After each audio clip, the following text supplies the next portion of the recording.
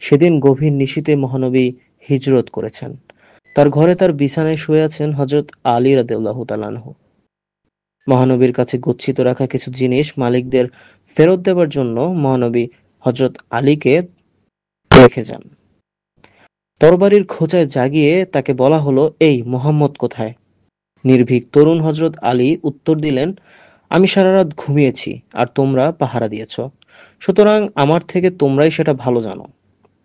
হযরত আলীর উত্তরে কুরাইশগণ আরো বেশি রাগান্বিত হলো। তারা তাকে শাসিয়ে বলল, মুহাম্মদের সন্ধান তাড়াতাড়ি বল, নতুবা তোর রক্ষা নেই।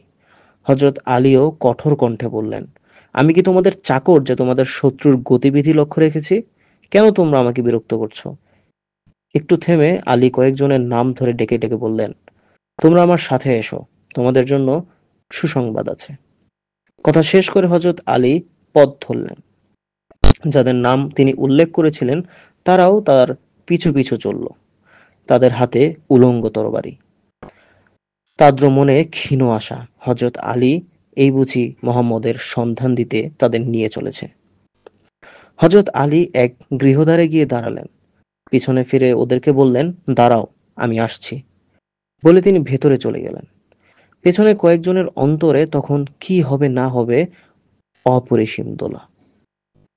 তাদের মনের আশঙ্কাও। তাই তো উলঙ্গ তরবারি হাতে নিয়ে তারা যে কোনো পরিস্থিতি মোকাবেলার জন্য প্রস্তুত। এমন সময় হযরত আলী বেরিয়ে এলেন, তার হাতে কয়েকটি ধনরত্নের তোড়া।